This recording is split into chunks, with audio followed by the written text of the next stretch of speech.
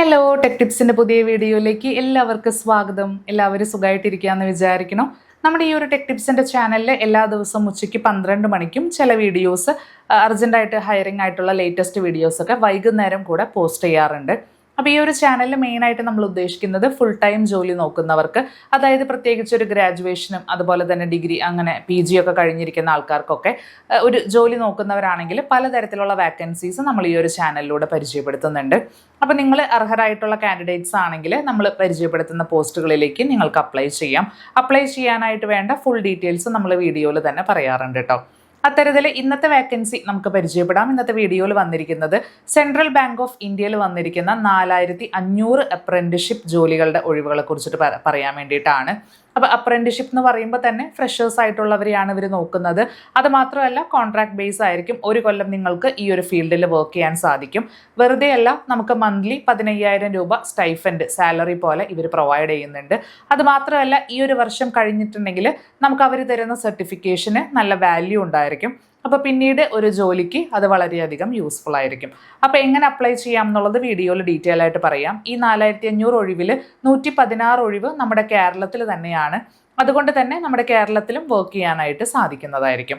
അപ്പോൾ മറ്റുള്ള വിശദ വിവരങ്ങളിലേക്ക് പോകാം. അതിനു മുൻപേ തന്നെ ചാനൽ ആരെങ്കിലും ആദ്യമായിട്ട് കാണുന്നവരുണ്ടെങ്കിൽ സബ്സ്ക്രൈബ് ചെയ്യാൻ മറക്കല്ലേ. തൊട്ടടുത്തൊരു ചെറിയ ബെല്ലൈക്കൺ കൂടെ വരും. അത് ക്ലിക്ക് ചെയ്തിട്ട് ഓൾ എന്ന ഓപ്ഷൻ എനേബിൾ ചെയ്യുമ്പോൾ ഞാൻ അപ്ലോഡ് ചെയ്യുന്ന എല്ലാ വീഡിയോസും നിങ്ങൾക്ക് അപ്പോൾ തന്നെ നോട്ടിഫിക്കേഷൻ ആയിട്ട് ലഭിക്കുന്നതായിരിക്കും. അപ്പോൾ നമുക്ക് ഇന്നത്തെ വീഡിയോയിലോട്ട് പോയാലോ.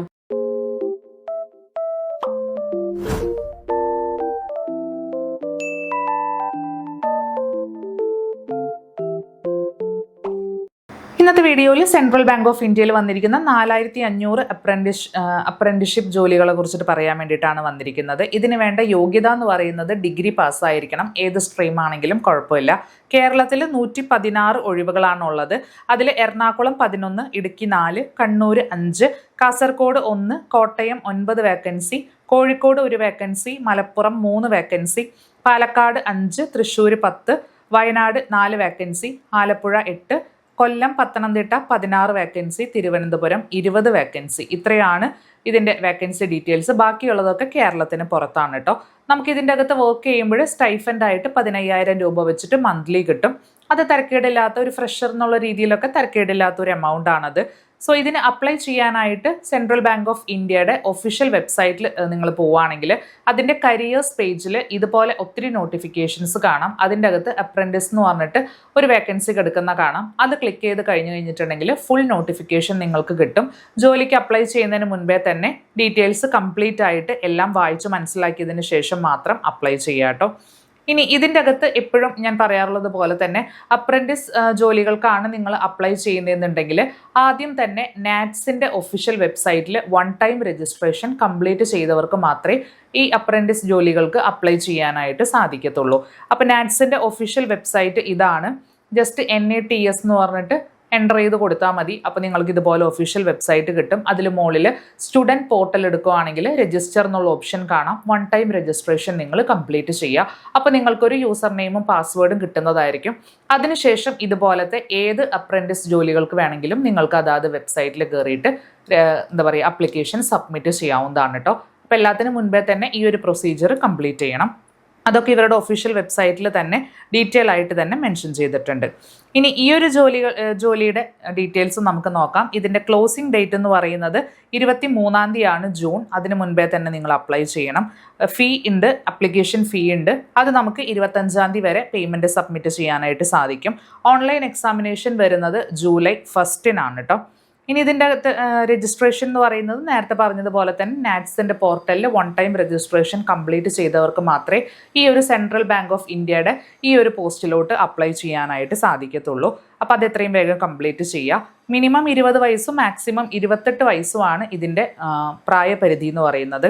എഡ്യൂക്കേഷണൽ ക്വാളിഫിക്കേഷനിലോട്ട് വരുവാണെങ്കിൽ ഏതെങ്കിലും റെക്കഗ്നൈസ്ഡ് യൂണിവേഴ്സിറ്റിയിൽ നിന്ന് ഡിഗ്രി കംപ്ലീറ്റ് ചെയ്തവരായിരിക്കണം.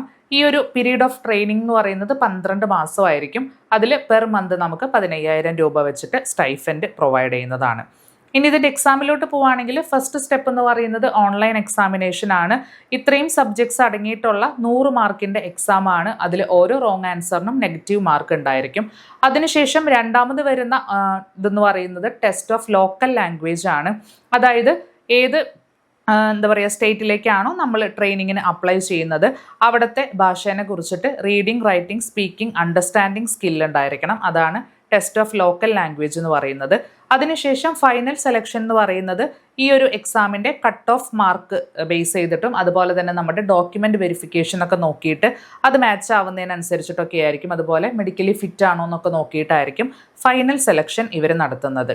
ഇനി ഇതിൻ്റെ ഡ്യൂറേഷൻ ഓഫ് ട്രെയിനിങ് നേരത്തെ പറഞ്ഞതുപോലെ 12 മന്ത്സും സ്റ്റൈഫൻഡ് 15,000 രൂപയായിരിക്കും മന്ത്ലി നമുക്ക് കിട്ടുന്ന എമൗണ്ട് എന്ന് പറയുന്നത്. അപ്പോൾ ഇത്രയാണ് ഞാൻ ബേസിക് ആയിട്ടുള്ള കാര്യങ്ങൾ മാത്രമേ പറഞ്ഞിട്ടുള്ളൂ. അപ്പോൾ ഇതിന് അപ്ലൈ ചെയ്യാനായിട്ട് നേരത്തെ പറഞ്ഞതുപോലെ നാറ്റ്സിൽ 1 ടൈം രജിസ്ട്രേഷൻ കംപ്ലീറ്റ് ചെയ്യുക. അതിനുശേഷം ഈ ഒരു സെൻട്രൽ ബാങ്ക് ഓഫ് ഇന്ത്യയുടെ സൈറ്റിൽ കയറിയിട്ട് നിങ്ങൾക്ക് ഈ ഒരു ഡോക്യുമെൻറ്റ്സ് മറ്റുള്ള ഡീറ്റെയിൽസ് ഒക്കെ വെച്ചിട്ട് അപ്ലൈ ചെയ്യാനായിട്ട് സാധിക്കുന്നതായിരിക്കും. എല്ലാ ഡീറ്റെയിൽസും ഇവരുടെ ഫുൾ നോട്ടിഫിക്കേഷനിലുണ്ട്. അത് കംപ്ലീറ്റ് ആയിട്ട് വായിച്ചു കഴിഞ്ഞിട്ടുണ്ടെങ്കിൽ നിങ്ങൾക്ക് എങ്ങനെയാണ് ഡീറ്റെയിൽ ആയിട്ട് അപ്ലൈ ചെയ്യേണ്ടത് എന്നുള്ളത് മനസ്സിലാവുന്നതായിരിക്കും. അപ്പോൾ എത്രയും വേഗം തന്നെ അപ്ലൈ ചെയ്യുക താല്പര്യമുള്ളവർ. അപ്പോൾ ഈ ഒരു വീഡിയോ നിങ്ങൾക്ക് യൂസ്ഫുൾ ആയെന്ന് വിചാരിക്കുന്നു. ഇഷ്ടമായ ലൈക്ക് ചെയ്യുക, ഷെയർ ചെയ്യുക, സബ്സ്ക്രൈബ് ചെയ്യുക. കൂടുതൽ വീഡിയോസിനായിട്ട് ബെൽ ഐക്കണിലും കൂടെ ക്ലിക്ക് ചെയ്ത് കൊടുക്കുക. മറ്റൊരു ജോബിൻ്റെ വീഡിയോ ആയിട്ട് നമുക്ക് അടുത്ത വ്ലോഗിൽ കാണാം. അതുവരേക്കും ബൈ.